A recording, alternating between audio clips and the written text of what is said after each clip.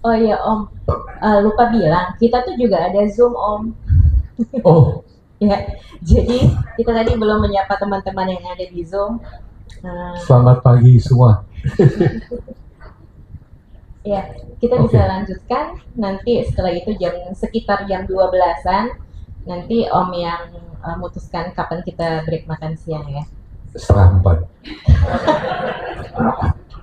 Oke. Ini sambil makan, sambil makan sebetulnya breaknya sambil makan. Kalau kalian nggak keberatan ya, saya terus ngomong. Kalian ya daripada buang waktu untuk lunch. Ya, sudah.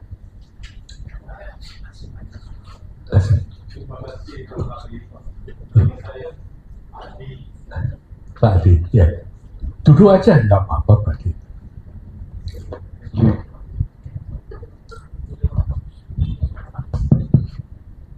Thank you for the opportunity. Nah, mungkin ini barangkali lebih akan terjawab besok ya, tetapi karena kami besok nggak kebagian tempat untuk hadir. Oh, datang aja. Ya, insya Allah ya. Datang aja, ya. datang aja sebisanya. Apa yang saya dapatkan, pertama kali terima kasih sekali dengan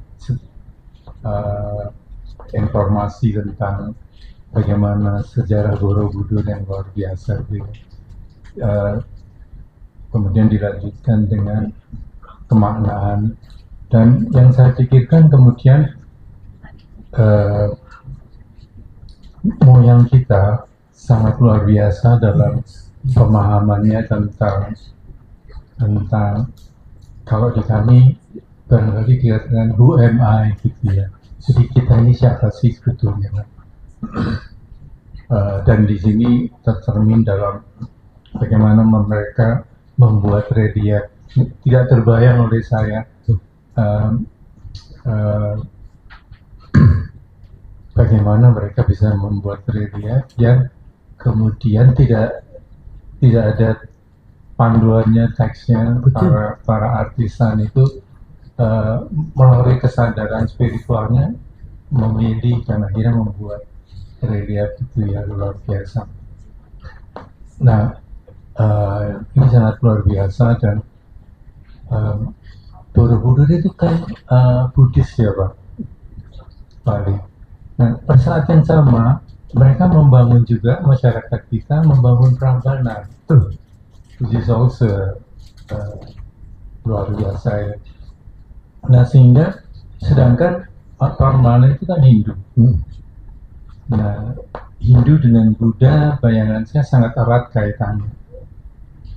Tapi Hindu dalam arti falsafah dan maknanya itu kan hadir 4.000 5.000 tahun lalu, dan mereka akhirnya juga mengajarkan siapa sih dirimu gitu kan ya. Berarti barangkali yang kita sudah sangat bijak tentang memaknai siapa sih kita ini dan what is our purpose gitu di Proses. gitu. Nah, bahkan barangkali sebelum Hindu pun yang kita anggap masyarakat animis dan sebagainya sudah begitu gitu ya. Nah, pertanyaan saya, bagaimana pandangan Bapak Lee dalam hal itu? Terima kasih. Well, that is the question for each of us sebetulnya. Pertanyaan itu sebetulnya ada almost in every being. Saya kira yang menarik ini kan kalau kita dari etimologi dan bahasa Jawanya. Yang tadi tanya proses kelihatannya ini ya yang ada terutama di Jawa dan terutama masih dalam ranah kebudayaan Borobudur. Itu to change the question tidak lagi dari who am I, nantinya itu menjadi what am I. Karena yang I ini hanya temporary measure. The understanding tentang I ini include everything, right? Sebab kalau kita pikir kita ini terkecohnya justru mengatakan who am I, si Salim ini hanya sebagian story of this existence. Makanya bahasa Jawa yang digunakan itu dumadi. Dumadi itu sesuatu yang tadi, yang terbuat, the being. Bahasa Inggrisnya being, right? Bawang. Root wordnya buh, bahasa Sanskertanya. Being. Kita ini salah pikir. Kita mikirnya ini. Makanya pertanyaan nantinya kalau pertanyaannya dirubah sedikit. What am I? Ini adalah kembali lagi menggunakan bahasa Jawa. Ning kono ora ono sing ono dudu beda. Terus ada kata-kata berikutnya. Ini saya mengutip dari Ki Mantep Sudarsono waktu beliau menjabarkan lakon Sastro Cindro Hayu Ningrat Pangruan Tengdiu. Beliau mengucap sing ono ming makumpuling ponco skondo. Ini nanti sebetulnya kita akan membicarakan sedikit mengenai itu, yaitu yang namanya Salim ini itu konglomerasi dari event dan konglomerasi dari mereka menggunakan kata buta atau elemen, ya, elemen kekerasan, elemen terkait, atau intinya tapi apa begini dah, daripada melompat ya, ini nanti kita akan membicarakan itu kok. Sebentar. Time out, we talk about that later. Tapi arahnya bagus sekali karena memang semua orang itu sedikit banyak akan mempertanyakan mengenai itu sebetulnya. Kalau toh pertanyaannya tidak di-frame dari what am I, tadi sebetulnya pertanyaannya what's gonna happen to me, right? Sebetulnya yang kita khawatirkan ini masa depannya. Ini terusannya apa gitu. Nah, ini dimulainya dengan karma wibaka. Makanya nanti tadi bicara sebentar dengan Bukus ya, apa ini sangat holistik di Borobudur ini. Nanti akhirnya baru, tapi datang Pak besok, bisa lah. Kalau memang waktunya ada, monggo datang aja. Sebab saya memberanikan diri, besok kita akan membicarakan mengenai itu. Nanti jawabannya tidak sesukar yang dibayangkan sebetulnya. Yang paling sukar itu mengubah cara pikir yang sudah, kalau bilang mendarah daging itu malah lebih dari itu. Kalau cuma darah daging nggak apa-apa. Tapi betul-betul dikatakan namanya Anandi, itu sejak masa tak berawal. Ini lama. Dalam udah sebenarnya dikatakan tidak ada awalnya. Nah, pemikiran semacam ini nanti yang akan akhirnya accept bahwa jadi orang baik itu masuk akal. Ini nantinya yang akan menggarisbawahi kebaikan itu our nature sebetulnya. Yang lain-lain ini bahasa Jawa lagi. Suro tiro toyo ningrat siu prasto tekapingu pangastuti dharmastuti. Jadi artinya yang lain-lain ini your activity outside, akhir-akhirnya deep down ini our actual being yang ada, yang to drive us itu sebetulnya that kindness, Krishna tadi, this fire that in you, that manifest, ini sebetulnya ada itu, cuman kita ini dengan adanya what am I tadi, ini atau what ini punya kebutuhan. Badan ini punya kebutuhan, panca indera kita punya kebutuhan. Ya, ini loh, menurut Darwin, ini yang diprioritasasikan.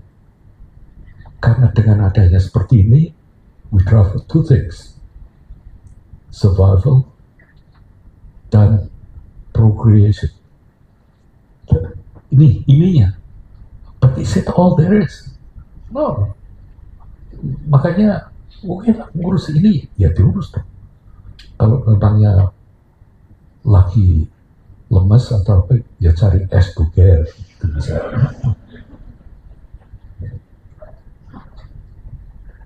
Atau you know, it's fine, nggak usah terlalu. Saya ketemu teman gitu, beli es krim gitu kan, wah kamu ini melekat katanya. Ya kalau es krim memang ada pelekat-pelekatnya sedikit gitu, saya juga ngakui. Neng, nggak apa-apa sih, orang kalau lagi seneng, artinya kan gini. Nah kalau nggak ada es krim, ya udah es puter, nggak ada es puter, terus ada nih, nggak ada ya sudah apa-apa, gitu aja kan. Sebetulnya tidak suka, tapi kalau what am I ini yang diurus, ini punya kebutuhan. Jadi kita ngerteni saja, butuh tidur, butuh makan, butuh panca indera, masih butuh senang, butuh enak, butuh manis. Saya baru tahu mengunjungi hanya di Jakarta, saya kiranya di supermarket, saya hitung ada 48 macam kecap manis. 48 Pak. Ini nek basa sing rada apa kasar ya, wedan.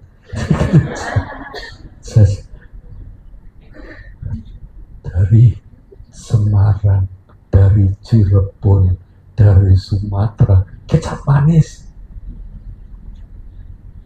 Hanya di Jakarta ada itu yang beli. Boh ya sudah, terpaut dikit-dikit lah. Ya nek bango sama gagak memang lain. Tapi kan enggak, maksud saya ini loh. Seperti itu juga boleh sih, hidup seperti itu. Karena punya ini pula, jadi nggak ada salah benar kan ya. Jadi orang yang bilang jangan nyenengkan badan itu keliru menurut saya. Ya sudahlah, sak patrape, sak cukup.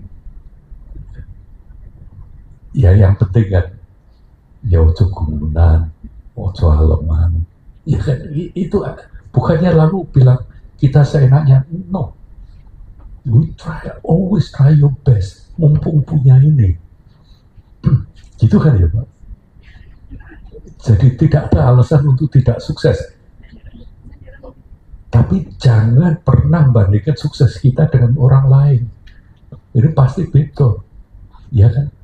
Yang penting dalam diri kita sendiri, berani nggak ini ngomong kita sudah selalu try 100%. If we try 100%, doesn't matter what the result is. Nggak soal sebetulnya. Kalau kita betul-betul sudah coba 100%. Nah untuk itu saya akan mulai membicarakan mengenai karma wibaka. Recap, nyambung dulu sebentar di yang dulu. Jadi apa yang ada di Borobudur ini salah satu cara hidup, salah satu cara teknik to live, ya apa to make the best of your life atau apapun gitu ya. Jadi bukan hanya bilang the way of life, tapi ini hanya one way to live.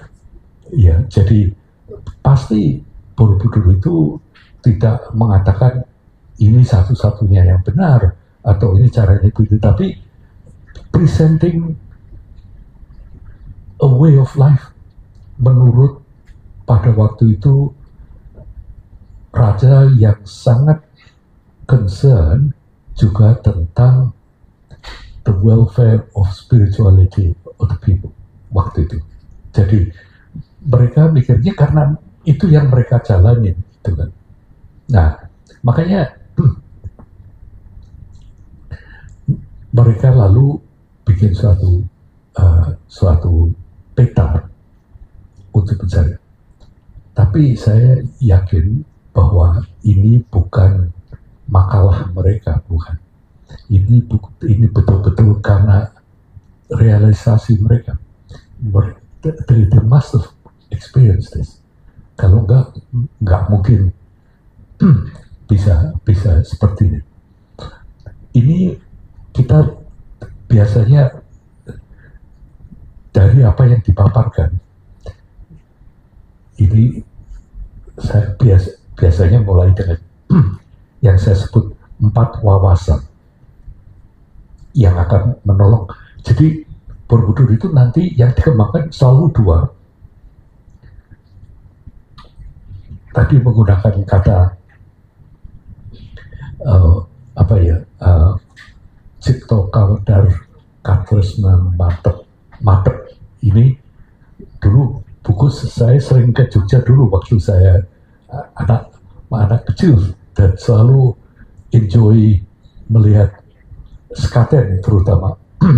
Ini di alun-alun selalu ada wayang orang yang namanya Cipto Kawedar. Mungkin kalau yang dari Jogja ya mungkin masih ingat. Buku masih ingat dulu waktu kalau sekaten ada wayang orang yang namanya Cipto Kawedar. Ya. Nah, ini saya ketemu kata-kata dulu nggak paham buku saya artinya. Tapi setelah ada kata-kata Cipto Kawedar Katresnan Madep, ini saya sangat senang sekali karena ini dalam mungkin pengertian Buddha Dharma ini yang disebut prajnopaya, prajna dan upaya. Prajna ini kewaskitaan, mengerti intelligence. So in life you have to have intelligence. Upaya we know effort. Dan ini sering diidentifikasikan dengan karuna, dengan compassion. Sebab upaya ini dasarnya sebetulnya the perfect itu bukan belas asih sebetulnya. The perfect term itu justru kepedulian.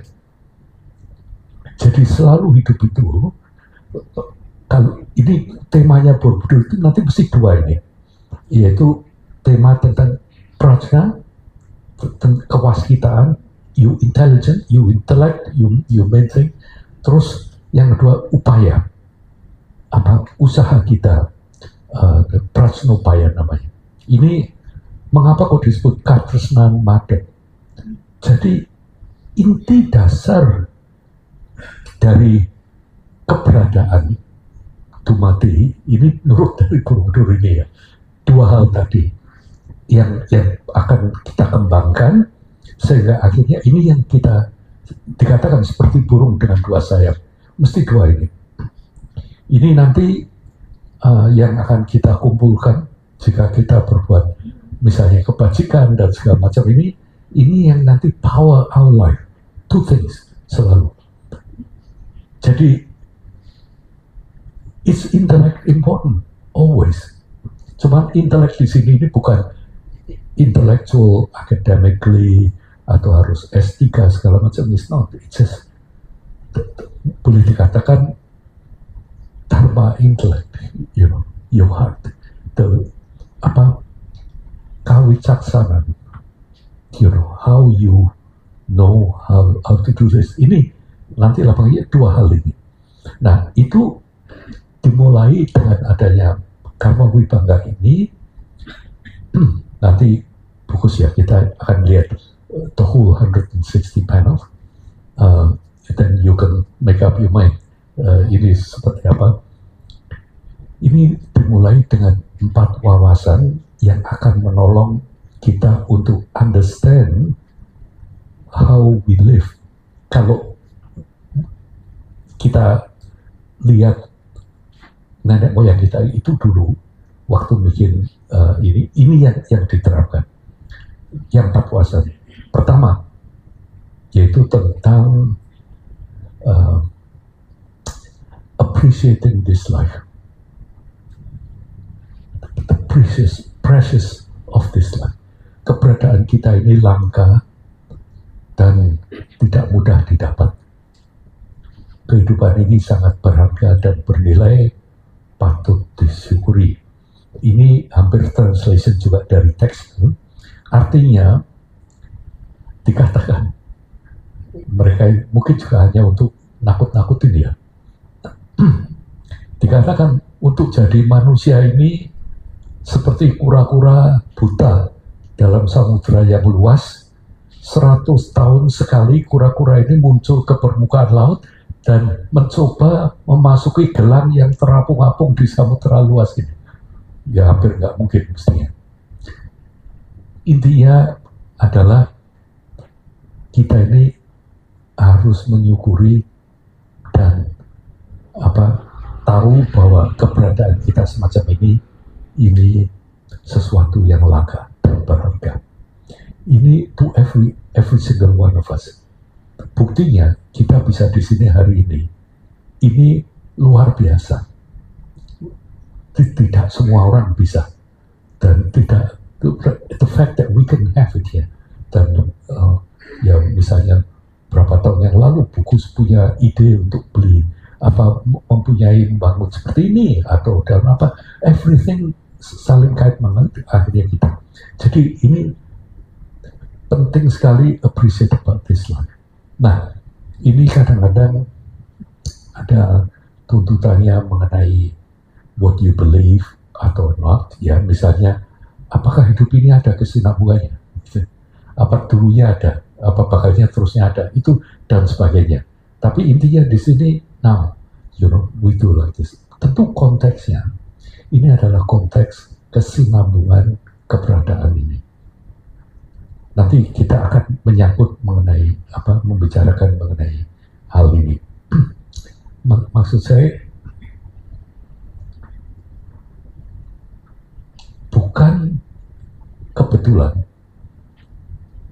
bahasa Jawa untuk menyebutkan makhluk itu dumade. Artinya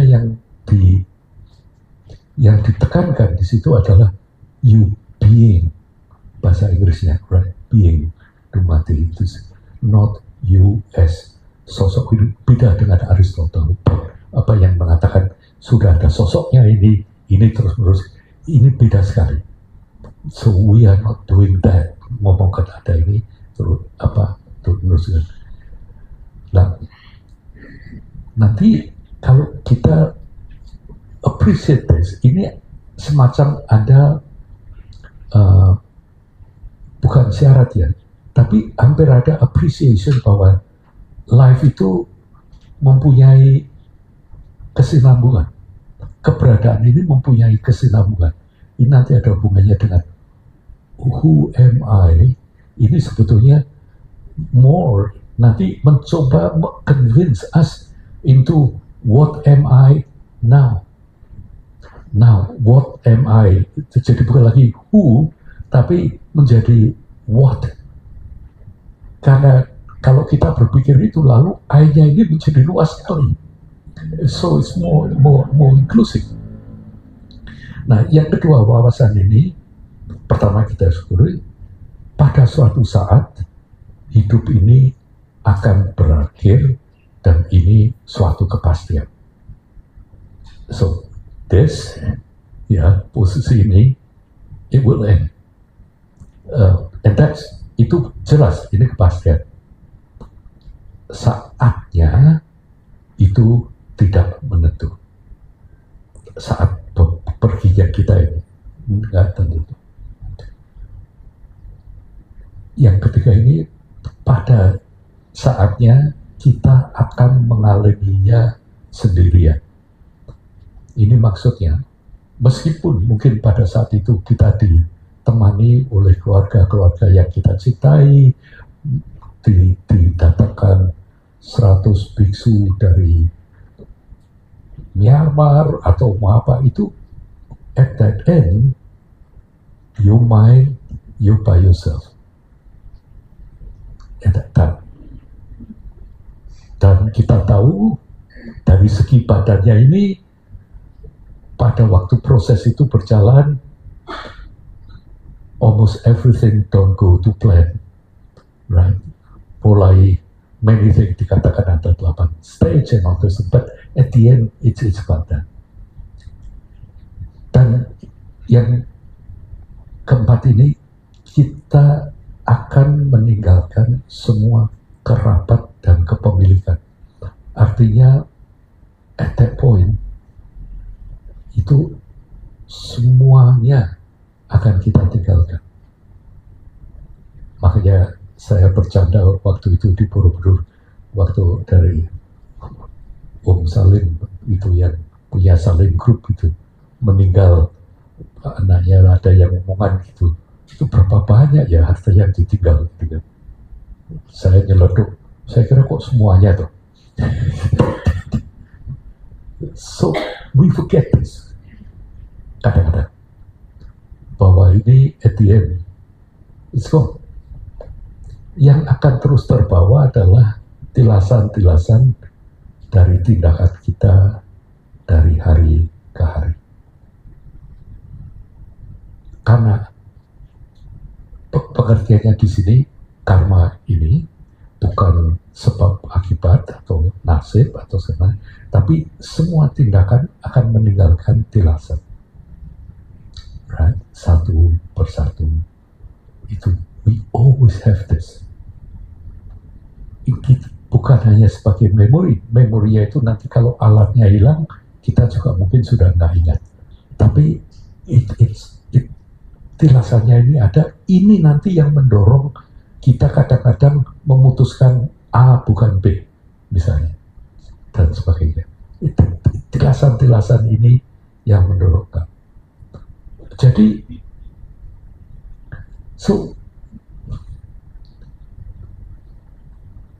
kita ini diajari untuk pintar. Kalau gitu kira-kira prioritas kita hidup ini bagaimana? Mestinya yang terus-menerus akan kita bawa terus saja. Lalu kalau kita mundur lebih-lebih lagi, mumpung kita ini punya badan seperti ini, ini loh yang kita kumpulkan. Nah nanti kita sambil mempelajari tambah lama tentunya akan lebih dalam, tapi tidak semua orang akan memikirkan sampai berlapis-lapis ke dalam, ya dong. Sebetulnya kebanyakan yang kita pikir malah sebetulnya apa tuh yang akan terjadi minggu depan, tahun depan, atau 5 tahun depan gitu. Ya, jadi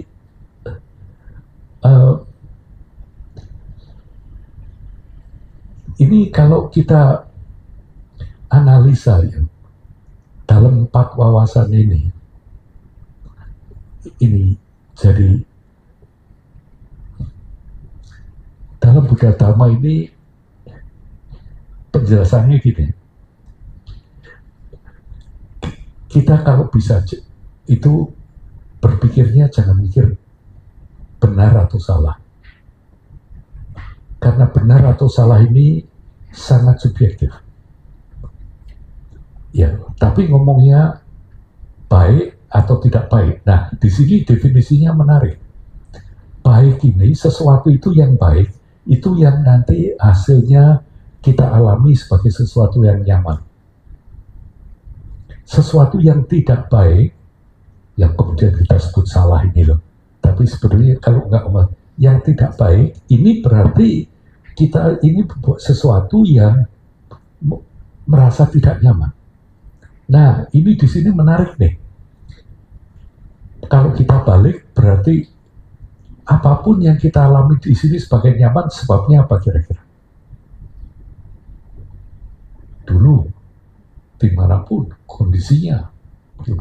Nah kalau ngomongin kondisi, ini semua kondisi nih, orang tua kita, di mana kita dilahirkan, pendidikan kita semua, ini loh semuanya ini yang nanti boleh digolongkan dikatakan karma.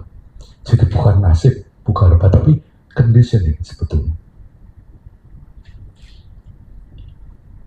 Ya, jadi dengan adanya pemikiran semacam itu, kita lalu menjaga apa yang kita lakukan, menjaga apa yang kita pikirkan. Ini landasan kita hidup. Ini ajaran karma. Makanya ini dituturkan di yang paling bawah. You got this. Atasnya itu mungkin lebih mudah. You go through it. Kita diajari untuk selalu hadir. Kita diusulkan untuk selalu peduli. Because apapun yang kita lakukan akan mempunyai efek. Jadi kalau efeknya kita kan nggak ngerti nih, yang mana yang akan enak, mana yang nggak enak. Nanti akan ada beberapa, makanya buku ini pertama nanti yang kita sebut ajaran yang ada di Karma Wipanga, yang the first 120, ada 160-an ya, kurang lebih 120-an panel yang pertama, itu pada dasarnya ngajarin, mungkin kok kira-kira seperti ini toh yang kamu inginkan. Misalnya, ingin umur panjang, nggak umur punya pendek, ini diceritakan, ini loh ada sebab-sebabnya, kira-kiranya kok seperti ini, gitu. Ini Karma Wipanga. In there is no, kalaupun sexuality disebut itu ya, it's not explicit in that sense, tapi tentunya ada karena dalam Buddha Dharma keintiman itu sangat dihargai. You know, it's very true. Makanya nanti kita akan membicarakan sebentar mengenai dalam tradisi ini apa tuh yang disebut 10 penyebab hal-hal yang tidak nyaman. Cuma 10. Terus ada 10 penyebab hal-hal yang nyaman. We'll talk it in a few minutes, right? But so far kalian udah bisa tahu ya bahwa yang ketiga ini landasan hidup. Makanya kamu harus, kalau bisa, selalu hadir dan selalu ngerti apa yang kamu sebabkan, yang apa tuh yang kamu kerjakan itu akan mempunyai efek, right? All that. So far so good, right? Ya. Yeah. Lalu yang keempat, ini we know this, bahwa dan kalau kamu nggak ngerti, tidak ngerti korelasi semacam ini, bahwa antara niat, tindakan, dan konsekuensinya dalam kehidupan, kita akan terus-menerus berputar-putar mengalami hal-hal yang sama. We do exactly the same. Serupa sehingga akhirnya membuat kehidupan ini tidak berarah, tidak bermanfaat, dan tidak bermakna. We do the same. Artinya, kita ternyata saya senang dapat kedudukan, terus kita ternyata kok bukan ini gitu. Oh, berarti kedudukannya ini salah, harus kedudukan yang lebih tinggi. Kamu terus mengejar hal yang sama. Dikatakan tanpa kita tahu bahwa ini sebetulnya hanya hal yang sama yang akan kamu ulang-ulang. Makanya kita membicarakan kan waktu kita ketemu dulu. Keinginan itu hanya bisa dipenuhi atau tidak dipenuhi. Tapi dua-dua mempunyai ciri-ciri yang sama. Baik dipenuhi maupun tidak dipenuhi akan diganti dengan keinginan baru. Pertanyaannya, kalau kamu ingin beli sepatu baru, ini apakah betul kamu ingin punya sepatu baru? Apakah sekedar keinginan untuk punya sepatu baru ini terpenuhi?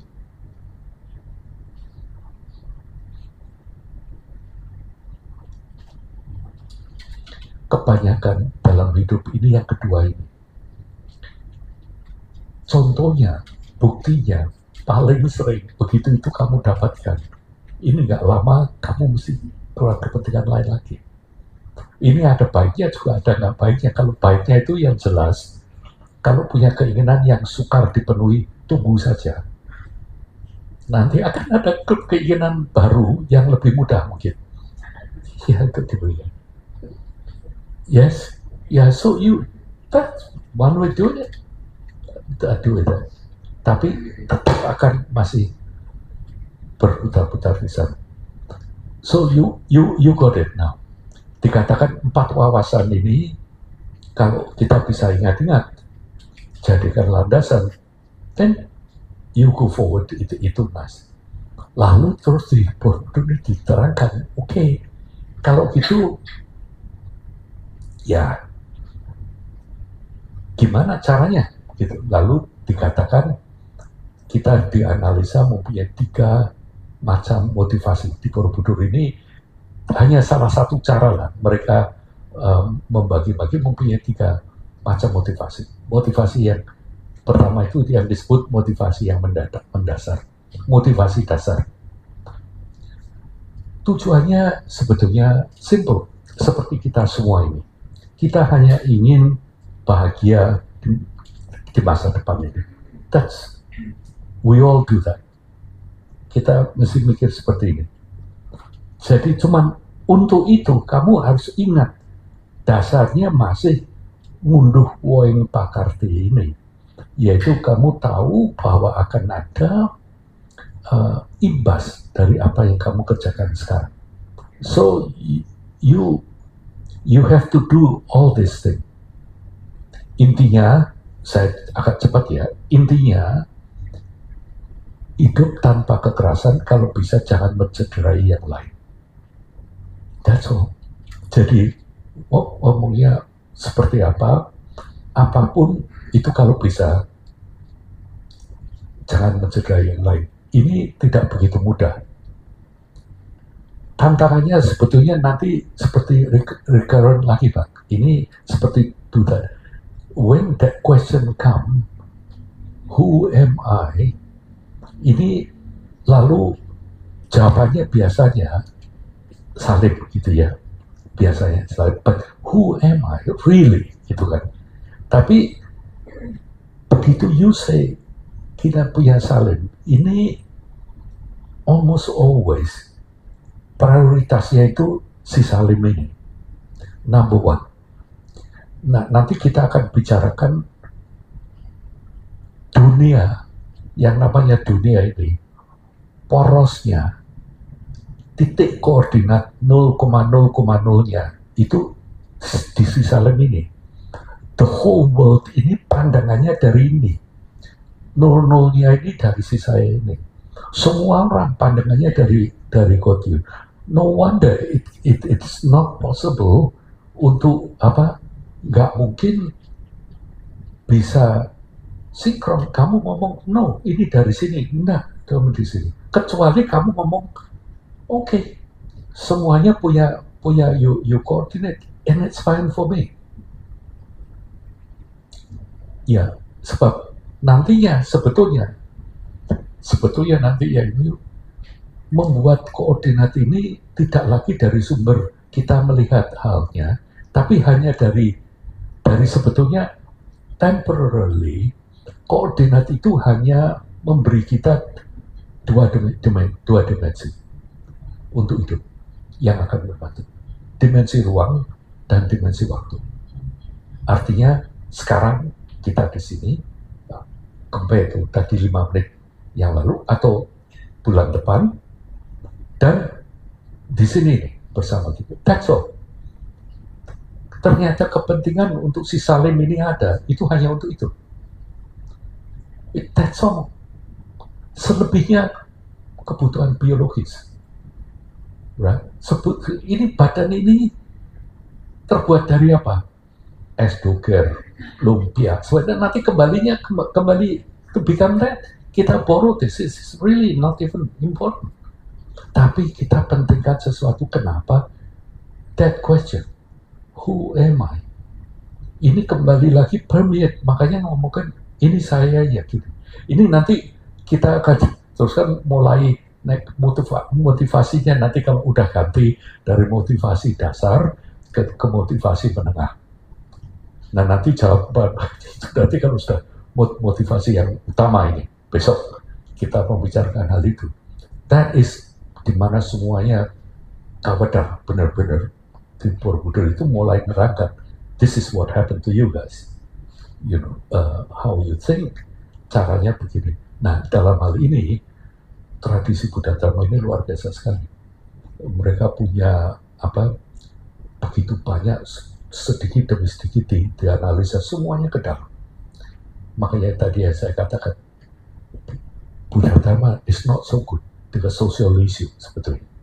Tapi kalau kita bisa melompati sedikit mengenai social issue-nya, lalu kita turun ke bawah, Borobudur itu, ajaran ini itu malah sebetulnya menghilangi batas-batas sosial tadi. Kita itu malah jadi everybody. Kita ini malah jadi the universe, the whole thing. Bukan hanya yang ngambang gitu, betul-betul universe. Lalu dengan demikian, kamu balikkan lagi ke social issue, make more sense. Tapi kalau kamu datangnya dari atas sebagai me, masuk ke social issue, my organization, my ideology, my this, terutama tadi itu diselundupi oleh my need, kebutuhan saya apa di sini.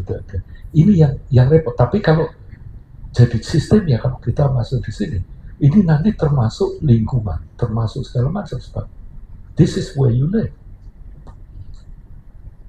Dalam kata itu ada nggak enaknya. Berarti kita semua ini collectively tanggung jawab loh ke polusi ini. Tanggung jawab because it's us. Ini loh artinya, bukan berarti we created semuanya itu, tapi kita kalau dilihat dari konektivitas kita di sini, we got it. Lalu apakah kita bilang, ya, karena nggak bisa apa-apa, we do that? No. Balik lagi malah bilang, lalu what can you do? Nah, kamu lihat lingkunganmu dulu, sedikit demi sedikit. Tadi saya juga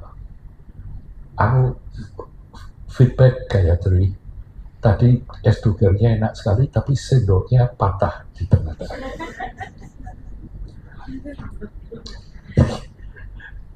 Nggak tentang environment. Tadi saya agak kaget lihat air minum botol kecil-kecil seperti itu. Ini, sorry to say, ya, kita ini nggak peka. I've never seen air minum botol kecil gitu. Ya. Wah, Pak Koji, ini guru saya, selamat siang. Mari Pak.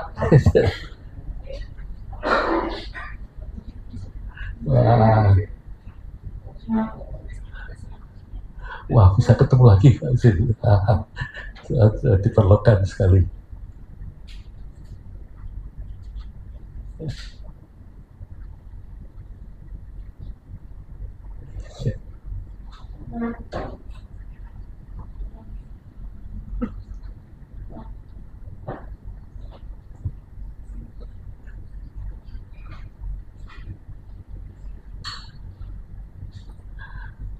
Selamat siang Pak Husin, selamat datang, selamat datang. Sehat ya? Ya, sama-sama. Ini saya minta izin duduk di sini Pak Husin. Kita kebetulan lagi membicarakan mulai dari level paling bawah di Borobudur yang dari Karma Wibangga sebagai salah satu. Tadi saya mengatakan bahwa Borobudur itu memberikan salah satu cara melihat pengembangan potensi manusia ini dalam kehidupan ini seperti apa, lalu dibayangkan dengan yang paling bawah adalah dengan ajaran Karma Wibangga, kemudian dengan Jataka dan sebagainya. Tadi barusan kita membicarakan mengenai 4 wawasan yang yang akan membantu kita kalau kita perhatikan, yaitu sangat menghargai keberadaan kehidupan kali ini seperti ini. Yang kedua itu bahwa kehidupan ini akan berakhir, dan kalau yang berakhir kita juga nggak akan tahu kapan. Dan itu yang ketiga ini menerangkan bahwa setiap tindakan ini akan punya tilasan-tilasan, punya efek. Makanya karena dan yang keempat, tanpa menyadari ini kita akan hidupnya berputar-putar yang sama lagi. Dalam pengertian mengenai kematian ini atau berakhirnya hidup ini, Pak Kuzin, ini di tradisi ini ditekankan bahwa yang jelas akan terjadi. Waktunya kita pasti tidak akan tahu. Yang ketiga, kita akan sendiri, dan empat itu semuanya ditinggalkan, semuanya, kecuali tilasan-tilasan yang ada itu yang akan kita bawa ke sana. Jadi base dari ini selalu kehadiran dalam setiap saat ini dipentingkan. Kita juga belajar mengenai hal ini, mengenai semati yang ada dalam tradisi Buddhis itu biasanya hanya menambah kapasitas untuk hadir ini sebetulnya, untuk hadir, karena petiknya ada di sini ini kan. Nah, jadi intinya dengan motivasi dasar bahwa kita harus pakai mikir, harus pakai berupaya, right? Dua hal tadi. Terus setiap saat itu nanti selalu doa ini. Makanya lalu dikatakan di sini yang harus kita ingat itu bahwa apapun yang kita jalankan mempunyai imbas. Makanya ngunduh wong pakarti dalam motivasi dasar ini yang kita pikirkan itu kebahagiaan dan masa depan kita selalu. Ini waktu itu saya ikut beri contoh salah satu yang jelas pun, di mana kita ini sukar sekali untuk hadir yang ada, tapi mikirin masa depan itu malah pada waktu kita makan dah.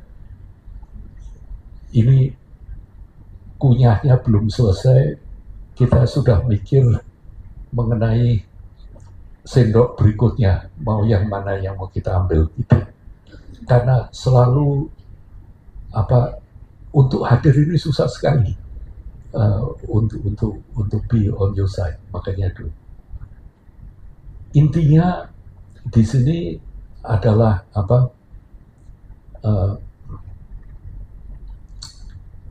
sepertinya semakin kita memahami aturan main dari hidup ini, yaitu aturan main your biology, your mind, your society, segala macam, semakin baik. Tapi kita mulai belajar mengenai dasar-dasar cara mainnya, sangat mencederai yang lain misalnya. Itu is the main thing. Mulainya hal itu seperti apa, terus hidup tanpa kekerasan dan sebagainya. Nah, tadi saya cerita atau buku sekali ya, di Karma Wibangga ini, di teksnya dibagi menjadi 50 topik. Nanti kita akan secara cepat kita melihat di sana. Tapi saya bilang tadi, kurang lebih 120 panel, di antara dari 160 panel ini mencoba memberi skenario tentang our life. Ini kok mungkin yang kamu pertanyakan, yaitu bagaimana berumur panjang, bagaimana bisa punya. Ini istilahnya ngurus smart derajat pangkat ini, yang di sini yang perlu dipikirkan. Mungkin harus, tapi dengan caveat gitu, jangan sampai ini punya imbas yang tidak seperti kamu harapkan. Yang menarik di ajaran Borobudur ini, Pak Kuzim ya, itu sebetulnya menerangkan tentang hidup sekarang ini di sini, dan nantinya pelan-pelan akan semakin kita ngerti apa yang ada di dalam diri kita, semakin kita tahu dimensi keterikatan kita dan betapa luasnya menjadi sesuatu yang akan betul-betul bisa menolong kita untuk menjawab pertanyaan tadi, misalnya what am, dari who am I menjadi betul-betul menjadi what am I. Mungkin di panel 118 sampai 122 kira-kira ini ada beberapa panel yang menerangkan mengenai, ini saya agak melompat, nanti saya akan kembali ya, mengenai ada, tadi kita ngomongin ya, jarang kita digunakan kata benar atau salah, tapi gunakan baik atau tidak baik. Yang nyaman seperti apa, yang tidak nyaman seperti apa. Ini ada 5 contoh di panel ini. Ini misalnya panel yang sebelah kanan ini, panelnya belum selesai kan. Ini ada banyak panel seperti ini. Pada waktu ditutup itu ukirannya belum selesai pemenuhnya. We'll see it later. Ini ada, katakan dasa aku salah. Kata yang digunakan kusala dan aku salah. Kusala ini terampil, aku salah ini tidak terampil. Ini adalah 10 berbuat yang tidak wajib, lalu nanti akan ada yang namanya dasa kusala. Seperti apa? Yang ini sekali lagi, discover about giving you a clue, giving you a direction. Sebetulnya bukan preskriptif, tapi sebetulnya deskriptif lebih. Dikatakan bahwa ada dari 10 itu 3 hal yang perlu kita perhatikan, yaitu attitude yang tidak menghargai kehidupan, atau yang dikatakan jangan membunuh gitu. Ini adalah mengenai first. Yang kedua itu tidak menghargai kepemilikan orang lain. Ini yang lalu saya dikatakan mencuri.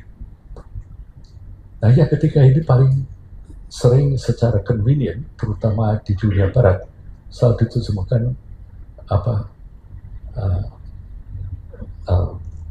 dikatakan sexual misconduct. Ini buku CMT katakan di sini. Tapi sebetulnya it's not exactly like that. Itu yang nulis biksu-biksu yang menerjemahkan. Kata bahasa Sanskertanya itu sebetulnya beda, yaitu yang namanya kama mityacara. Kama ini desire, nafsu. Mitya ini berbuat sesuatu yang salah. Jadi yang dipentingkan di sini itu adalah karena nafsu bertindak yang merugikan diri sendiri dan yang lain. Definisinya ini. Jadi tidak lagi hanya berselingkuh atau sexual misconduct atau homoseksuality or that gitu. Cuman yang penting, yang dipentingkan dalam tradisi ini adalah jangan karena nafsu berahi, kamu berbuat sesuatu yang sifatnya merugikan dirimu sendiri atau yang lain. I think it's a lot more fair. I think it's lebih fair, bukannya lebih liberal, tapi lebih fair, nggak moralistis. It's about that. Nah, why? Ini juga terhitung sebagai, dikatakan sebab nafsu birahi ini mempengaruhi 5 indera sekaligus dan mempengaruhi pemikiran juga. 6 dari semuanya ini ikut main semua. Makanya just be careful. Sebab efek dari ini kadang-kadang itu dijelaskan. 1, membesar-besarkan kesenangannya itu bisa dibayangkan. Yang kedua, ini makanya disebut delusi kan. Yang satu itu biasanya begitu ini udah got you gitu ya. itu mesti kamu besar-besarkan apa kesenangannya atau the pleasure that you can get from that. Number one. Nah, number two, itu kamu percaya bahwa your happiness depend on getting that. Yang kedua. Yang ketiga, ini yang agak rawan. You don't care about anybody else, you don't care about the repercussion. Yang tiga, kamu udah nggak peduli akibatnya apa. So, combination of that three is deadly. Makanya ini yang diterangkan di sini. Jadi sangat tidak moralistik sebetulnya. Itu sebetulnya sangat apa seperti itu gitu adanya. Jadi kalau kita pikir ini benar dalam arti kata, misalnya orang apa ya, ini saya ambil true happen ke teman saya gitu. Dia itu infatuated dengan sekretarisnya. Right. Wah, kalau cerita sampai nangis-nangis. Betul pengen gitu. Dia bilang, I really love never go like this gitu. Akhirnya waktu dia akhirnya menikah kembali, ketemu saya lagi, cerai istrinya, menikah dengan sekretarisnya, ketemu saya lagi, nangis lagi. Ternyata enggak seperti itu. Ternyata ada bedanya. Waktu berburu dan waktu sudah dapat buruannya. It's different. Dan waktu dia nggak peduli ke keluarganya, exactly like that. Temanya selalu seperti itu. You know that. You don't have to get me to tell you about that. Semuanya kalau kita pengen sesuatu itu selalu kita besar-besarkan. Atau kalau kita mau menolak sesuatu itu juga kita besar-besarkan ketidakenakannya. Lalu kita menganggap bahwa saya harus punya itu untuk my happiness. Cannot have not having that. Sesuatu itu baru lalu ngomong, tanpa itu kamu tidak memperdulikan yang lain-lain. Ini loh kata-kata jangan mencederai yang lain. Ini artinya this last bit dalam hidup ini perhatikanlah kamu. Urusan ini itu akhir-akhirnya ini yang perlu kamu perhatikan. So it's very practical, right? Terus yang kedua, kalau yang mau tanya, mau komen silakan loh. Ya, ini saya coba hanya dari jubir ini ya di sini. Just dari ukiran-ukiran di sana. Kemudian yang empat kedua itu adalah ucapan.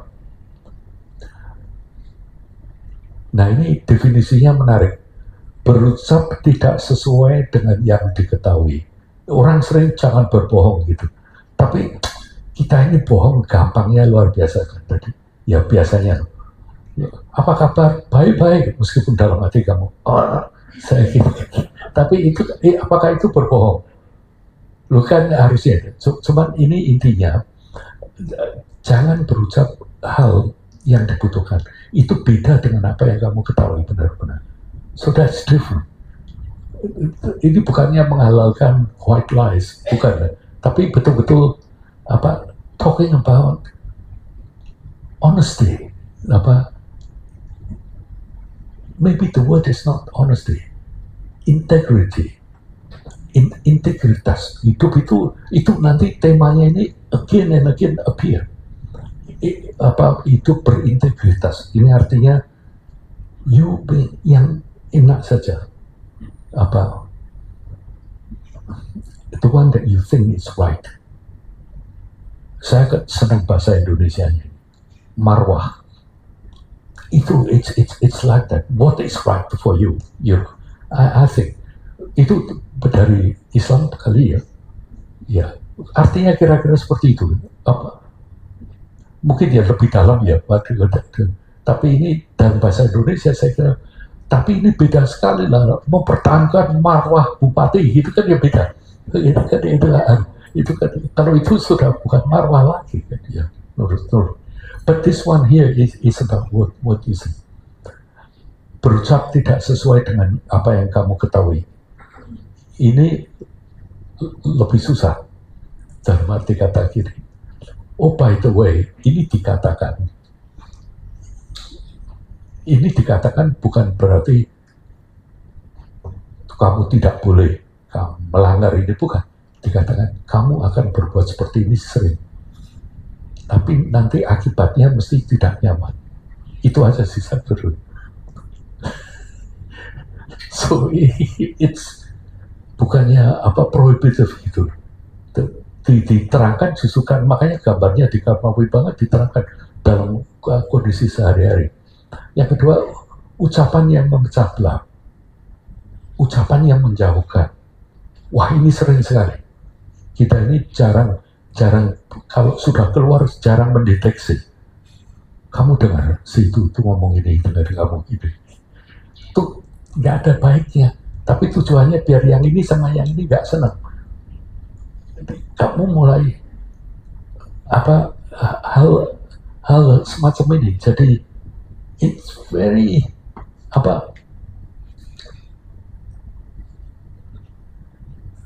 Ricky, good. Dulu. Jadi ini jangan sampai ini sneaking on you so easy. Why?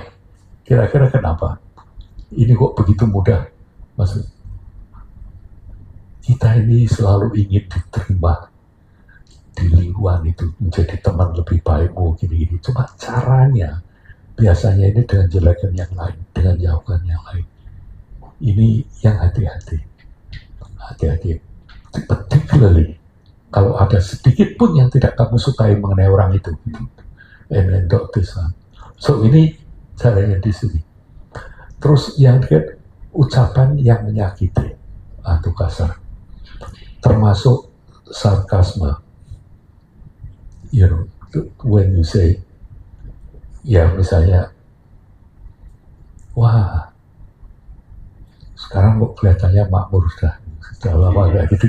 Apa ngomongnya kelihatannya it's nice, tapi sebetulnya you got itu ya ya padahal maksudnya gemuk gitu kan. Tadi enak gak sih masakannya? Wah ya memang beda. Kan gak bilang enak atau tidak enak kan.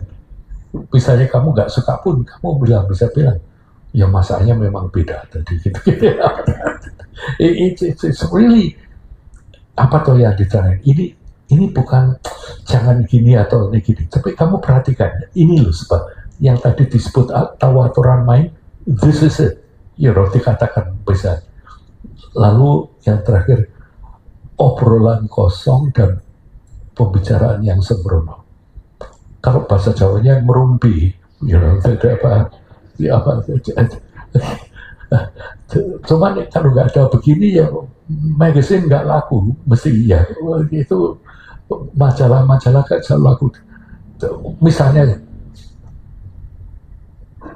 waktu saya ketemu Tommy dan Gayatri ini senang sekali, rupanya tetangga di Australia, ya jaraknya jauh, tapi nggak pernah ketemu saya. Ya. Terus saya ini bilang, saya ini nggak pernah socializing di Perth, memang jarang keluar ini. Saya perhatikan ya, kalau saya ketemu mereka itu, tapi ya mungkin bukan orang Indonesia atau ya Gayatri ya di sana. Ini mereka itu paling senang ngomongin orang lain. Temanya ini ngomongin orang lain. Wah kalau sudah begitu saya paling nggak tanggap, paling nggak bisa meladeni itu. So anyway, jadi ini adalah 10 hal yang keempat. Terus yang terakhir mengenai pikiran. Pikiran ini 3 mengenai pikiran. Jadi 3 tadi mengenai tindakan, 4 mengenai ucapan, ini yang 3 terakhir mengenai pikiran. Yang pertama itu selalu ingin lebih. Ingin ini lebih itu. Misalnya yang kita makan atau apapun, at the end you'll be disappointed kalau kamu mau tambah terus tambah lagi.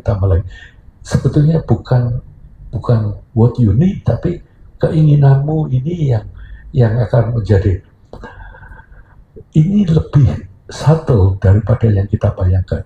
Sebetulnya keinginan untuk lebih ini so subtle, kadang-kadang kita nggak merasakan.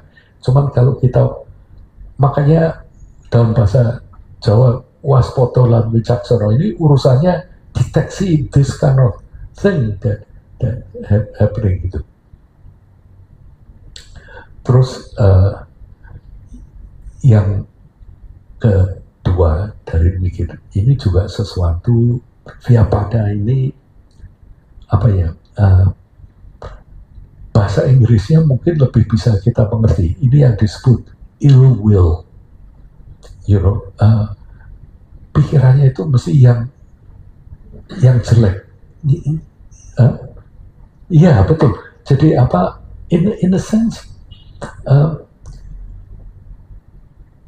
bahasa Inggrisnya itu Schadenfreude, malah pakai bahasa Jerman. Nggak bisa. Ikut senang lihat orang lain menderita. Ini misalnya kita baca koran ya, atau baca apa, katakan ada 4 perampok yang akhirnya ditembak mati oleh Densus 99. Ini lebih canggih dari 88. Ini misalnya kamu bilang ini dari segi Buddha Dharma not so good. Kamu ikut senang, normalnya senang kan? Ini ada perampok ketembak, senang kan? Tapi sebetulnya yang ada dalam pikiran kita bukan senangnya karena perampok ketembak. Ada 4 tertembak. Ini yang diurus. Jangan kamu ikut senang karena adanya 4 ketembak. Caranya gimana? Caranya ya gimana? Atau jadi seperti orang suci atau gimana, ngomongin bahwa ya dua-duanya harus dikasihani atau gimana. Tapi nyatanya yang ada suffering. Yang menembak pun, yang ditembak, yang dirampok, perampoknya, it's all about this. So this connectivitas. Makanya ini bukan dari segi moralitas in a sense, kamu jangan begini, but it will happen to you. But when it happen, jadi yang awas, jangan sampai seperti ini. Lalu jadi misalnya ini juga paling mudah terjadi di antara kita dan kita harus hati-hati. Artinya jangan membawa dengki terus di dalam pikiran. Ya, kan bisa kamu merasakan nggak setuju dengan orang itu, terus kamu dendam misalnya. Dendam ini sangat tidak membantu, karena dendam akan menggerogoti dari dirimu. Lebih baik kalau bisa dalam hal ini memaafkan. Ini caranya juga sangat luar biasa sebetulnya.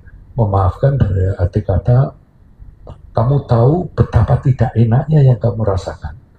Lalu kamu yakin, saya tidak mau yang lain itu merasa seperti ini, makanya okay, I won't do it to you. Tidak berarti kamu mengakui dia benar. Itu it never happen. Memaafkan tidak termasuk mengakui yang berbuat itu benar. Gitu. It's all that. Yang terakhir ini berpandangan salah dalam memahami realitas. Saya deliberately menggunakan kata salah hal ini, meskipun sebetulnya saya mencari kata yang lainnya, yang di space mitya. Mitya ini dalam Buddha Dharma ini dibedakan, Branta gitu, itu lain, terus mitya dan tidak benar gitu.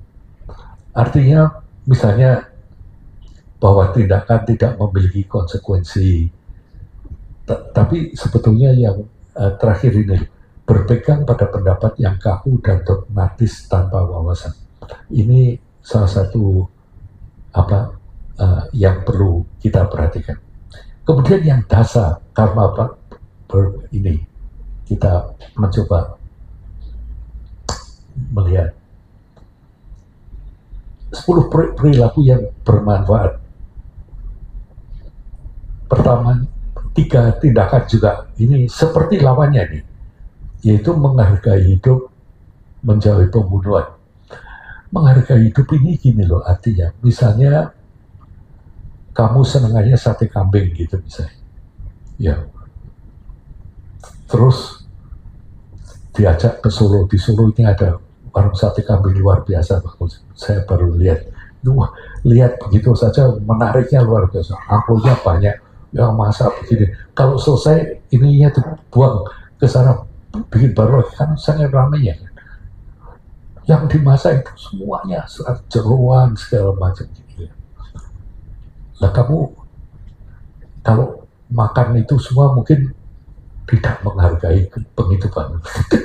Artinya you don't care mengenai ini. Jadi di sini seperti fitness segala macam itu termasuk sesuatu yang kusala.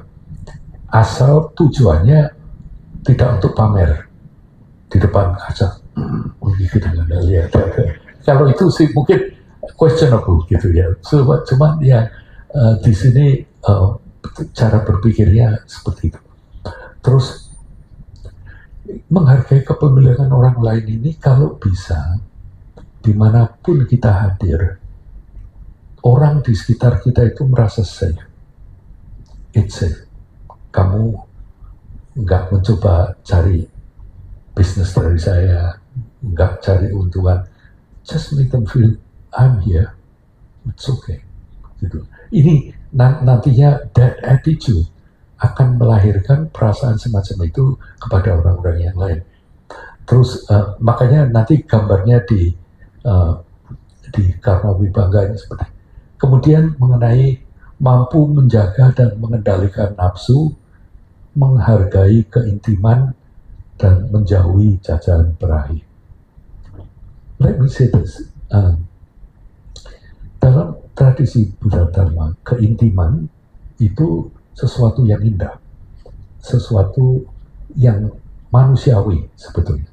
The one that you touch, the one that it. Makanya hugging it's a good thing, karena you touch and you do this. Jadi bukan itunya yang salah. Tapi kalau kamu dikuasai oleh nafsu berahi, itu sebetulnya you don't even want that. Sebetulnya yang kamu maui adalah dipenuhinya fantasi. Nah, kamu berfantasi mengenai ini. Ini yang sebetulnya sangat membahayakan. Makanya begitu itu sudah kedapatan, tidak lagi menjadi fantasi, menjadi real thing. You break. Ini yang bikin persoalan. Makanya it's quite clear ya di sini. Ini saya selalu tapi ini dasarnya kata bahasa Sanskertanya, bahasa sama sekali tidak ada yang mengatakan misconduct, apalagi sexual misconduct segala macam. Nah, ini terjemahnya dalam bahasa Indonesia seperti perselingkuhan segala macam itu, to make it easy, menurut saya itu bukan tujuannya ini. Ini malah lebih bukan bahaya ya, lebih efektif sebenarnya to think. Jangan sampai hanya karena itu. Terus yang berikutnya ini 4 yang mengenai ucapan. Kenapa?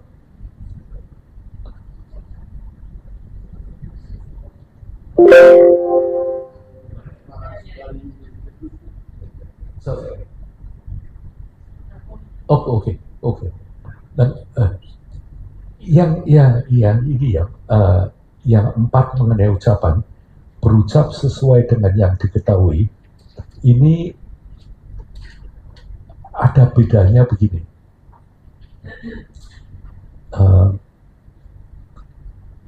yang sering dipertanyakan ini, misalnya kita orang dagang, you know, kamu tahu belimu berapa, kamu jualnya berapa gini, apakah kita boleh seperti itu? Gitu. Wah, boleh sekali. Ini kan yang dipersoalkan di sini ini tidak mengatakan sesuatu yang berlawanan dengan yang kamu tahu, tapi tidak mengatakan kamu harus mengatakan segala sesuatunya. So it's big different. Nah, di sini juga ada faktor mengenai pertimbangan kebijaksanaan. Misalnya, kamu tahu sesuatu yang benar. Temanmu ini misalnya apa ya? Nggak tahu, menipu atau apa ya gitu. Tapi kamu kan nggak usah memberitahu temanmu yang lain si itu penipu segala macam. Bukan berarti kamu bohong kan? Ini di sini ada judgment-nya, ada wisdom-nya and all that. Nah, kemudian ucapan yang mendekatkan, please do this. Please do this. Ini efeknya luar biasa sekali. Artinya, di mana kita berbicara dengan yang lain, pilih kata-kata yang mendekatkan fungsinya. Jangan yang menjauhkan. Ini luar biasa sekali dari ketentraman hati. Dikatakan efeknya, ini it's so good. Ini dari segi psikologi malah Bu Ani, kalau itu mestinya tahu about this gitu. The effect of waktu kamu mencoba mendekatkan orang, ini in your mind, it's incredible. Karena ini berlawanan dengan yang jauh. Kemudian ucapan yang adem, yang sifatnya menyejukkan, bukan cuma pura-pura, but it's just you say something, just make it nice feeling. Nah, lalu yang itu selalu berbicara yang berarti, yang mempunyai substansi, menjauhi omong kosong. If you don't have anything nice, don't say anything at all. Itu kata-kata itu benar sekali. It's true. Kalau nggak salah itu Bambi ya, di Walt Disney movie. Ya, I think it's nice too. Oke, yang berikutnya ini buku next one. Ini adalah topik-topik yang ada di Karma Wibanga. Ini grupnya ada yang beberapa panel, ada beberapa relief dan sebagainya. Maksud saya tentunya Karma Wibanga ini tidak exhaustive list, itu tidak mencakupi semuanya, tapi sangat menarik ini dan tidak banyak sutra seperti ini, bahkan hanya cuma satu. Ini dipilih oleh nenek moyang kita untuk dimasukkan di Candi Borobudur sebagai landasan. Ini menarik sekali loh. Dan dengan itu adanya seperti dengan ini dimasukkan di sini, artinya kalau kamu mau mencoba tahu tentang cara hidup, hal-hal ini kalau kamu perhatikan, misalnya ya, di sini jadi orang kaya gitu, ada loh di sini, mempunyai pun, tapi di Borobudur itu nggak ada garansinya, nggak ada garansi, nggak ada kan. Jadi you can try, tapi saya kira cukup menarik. Why do you think? Mengapa kok ini diajarkan sebagai dasar yang sebetulnya sesuatu yang boleh dikatakan spiritual kan? Menurut saya intinya kita masih harus tetap hidup di sini. Kamu harus tetap urusan dengan masyarakat. Kamu harus tetap urusan dengan orang tuamu. Kamu harus tetap urusan dengan teman-temanmu dan sebagainya. Ini dengan adanya petunjuk-petunjuk semacam ini, kamu itu bisa mengurangi benturan-benturan yang nantinya membuat your mind lebih tenang, dan dengan mind yang lebih tenang, kamu itu bisa lebih lihat mengenai option-option seperti yang ada dalam dunia. Dibagi seperti ini menarik sekali, bos. Kita nanti yang katakan 160 win, mungkin saya kasih contoh sekarang aja ya.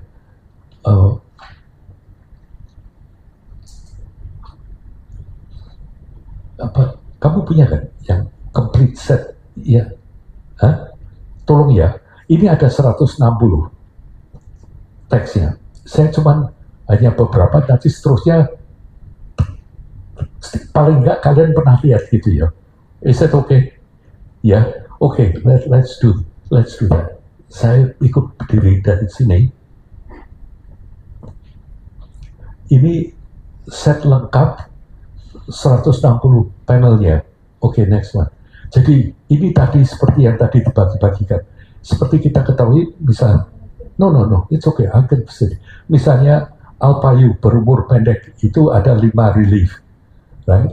Ada 6 relief, ada yang 7, ada yang cuma 5, ada yang hidup berlimpah, hidup kekurangan, keluarga terhormat. Nanti kita lihat seperti apa advice-nya.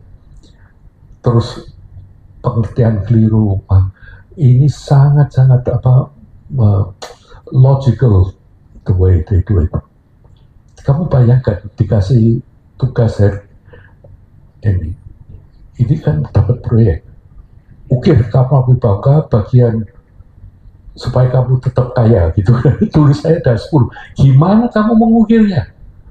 It's really amazing. Tadi yang makanya caranya mereka berpikir ini kan it's amazing. Yeah.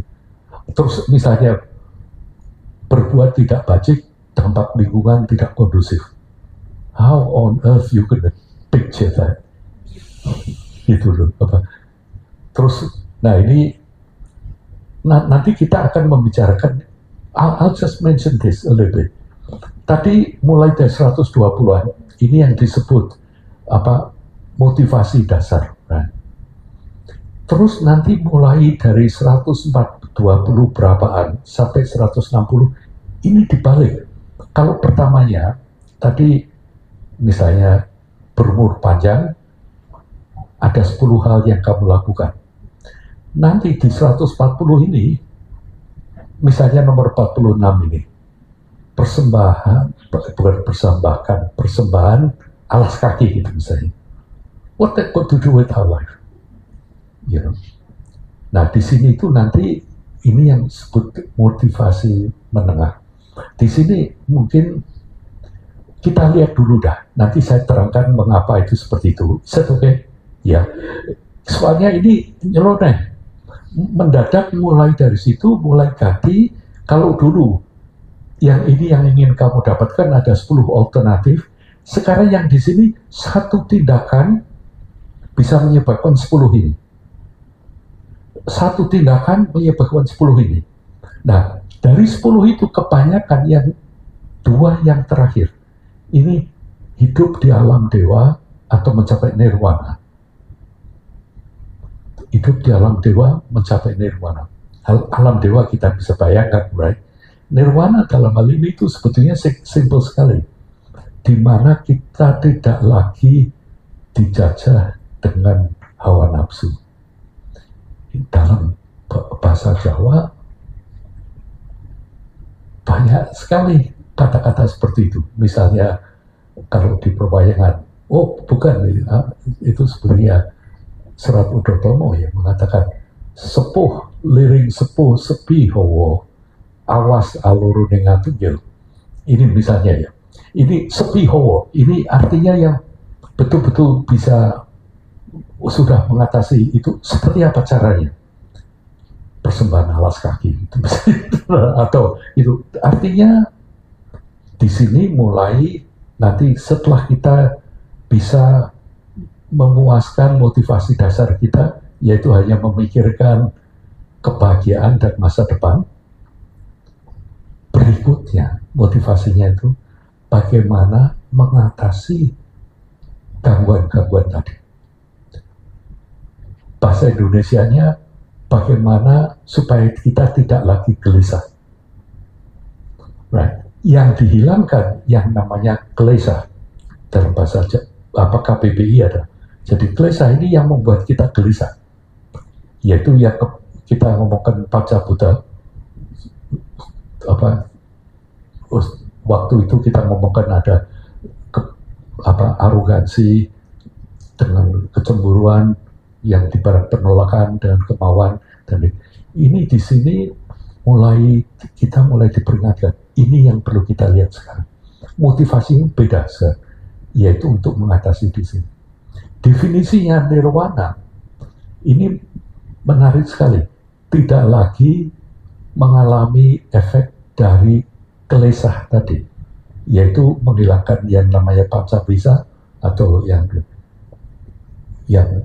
sedulur papat lima pancer yang waktu itu kita bicarakan. Kalau kita ngawasi ini, lalu seperti apa hidup itu? Dikatakan hidup ini dengan sendirinya tanpa pergulatan, tanpa tidak lagi dengan kegundahan, tidak lagi kita akan terumbang-ambing oleh hal seperti ini. Ini ditulis satu persatu. Itu kalau kita terjemahkan, kita cari bahasa satu kata ya, dalam bahasa Jawa itu yang disebut semeleh. Jadi semeleh itu sebetulnya, menurut saya ya, itu terjemahan kata nirwana. Nah itu betul, iya seperti itu betul karena definisinya di sini ini tidak lagi kita terkungkung oleh hal semacam ini dan tidak lagi jadi makanya waktu nanti ada perbauran antara peninggalan Borobudur, kata-katanya ini tidak bertentangan dengan mungkin pengertian-pengertian yang ada dalam tradisi Islam, agama Islam dan sebagainya. Makanya ini saya pikir it's amazing, right? Itu tidak lagi tentang hanya sexuality and all that, tapi dari konteks the whole lot is incredible. Jadi, tapi kita lihat dulu di sini, nanti kita kembali ke urusan itu yang hanya menengah. Sesudah itu nanti sebelum kita bisa tanya jawab ya, yang terakhir yang disebut motivasi utama. Ini sangat menarik. Bahasa Jawanya, tekniknya nanti adalah migunani tumprapemilian.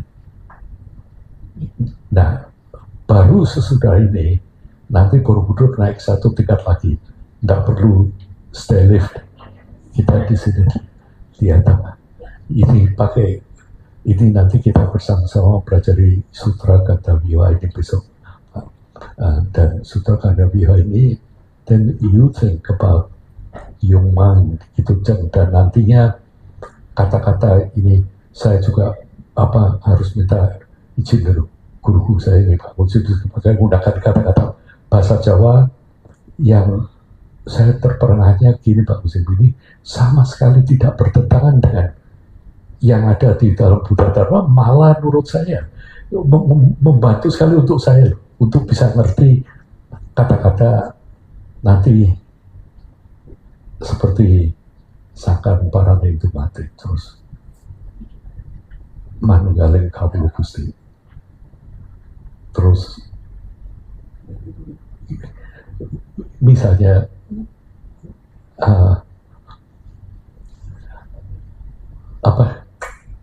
kita bisa aja dan ngomong ya, nanti kita melompatnya agak terlalu jauh. Saya kuat dari banyak sekali Pak Gusti, ternyata istilah-istilah bahasa Jawanya ini yang kalau kita lihat definisinya yang ada di Buddha Dharma ini matching. Dan saya kagumi sekali nenek moyang kita coin bahasa Jawa untuk bisa menerangkan suatu konsep seperti ini, cipto kawadar gitu. Dan ini betul-betul dari ciptanya ini nanti terus ada Cipto Rasa Karso segala macam ya. Ini nanti dalam bahasa ya. Jam 1 gimana? Oh yes, 2 menit lagi. Ya. Nanti gini, kita berhenti jam 1 sebentar, nanti kembali lagi. Kita mulai lihat yang 160 ini ya. We break now, ya. Okay. Is that okay? Ya, okay. Ya, okay. Yo. Oke, terima kasih Om. Thank you.